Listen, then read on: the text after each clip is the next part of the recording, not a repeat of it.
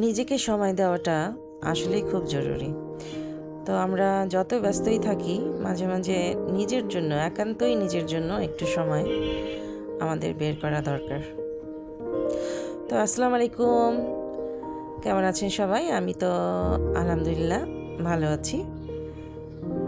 তো বেরিয়ে পড়লাম, একটু মাঝে মাঝে আসলে একটু বাইরে যাওয়া উচিত। বাইরে কি মানে একা একাই ঘোরা উচিত আমি মনে করি। নিজেকে নিজের সময় দেওয়া উচিত, বা নিজের সাথে নিজের কথা বলা, নিজের দোষ ত্রুটিগুলো একটু চিন্তা করা যায়, বা কি করব নিজে এগুলো একটু ভাবার জন্য না একা থাকাটা মাঝে মাঝে খুবই জরুরি।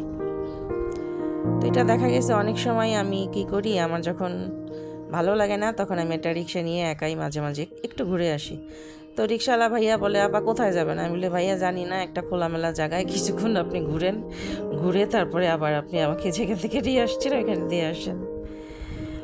তো ভাইয়াটা হাইসা দিচ্ছে, বলে আচ্ছা আপা চলেন তাইলে। তো কী করছে, একটা জায়গা ছিল সে ওইখানে নিয়ে গিয়েছিল।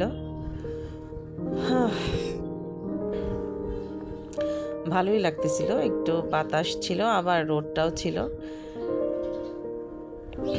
আমি না নর্মালি এত মানে মানে এইরকম ডিপ কালার, মানে এরকম একদম চোখে ধরার মতো কালার আমি পরি না। বাট এইটা মানে কি বলে কাঁচি হলুদ কালার, এটা না আমার কাছে মানে ভালো লাগে। তো এই জামাটা যখন আমি অনলাইনে দেখেছিলাম, এটা কিনে রাখেছি কিন্তু অনেক আগে, বানিয়েছি কিছুদিন আগে। তো এটা দেখে আমার খুব ভালো লেগেছিল। আর এটার ওড়নাটা হয়েছে নেট থাকে না, নেটের। তো ওই রকম অত পাতলা ওড়না ওইটা পরতে আমার ভালো লাগে না, সেজন্য একটা ওড়না কিনতে গিয়েছিলাম সেদিন, মানে ওইভাবে পছন্দ মতো পাইনি, তারপর এইটা পেলাম। তাও পুরোপুরি কালারটা হয়নি, আমি বললাম থাক, তাও চিকচিকা আছে ওইটার সাথে।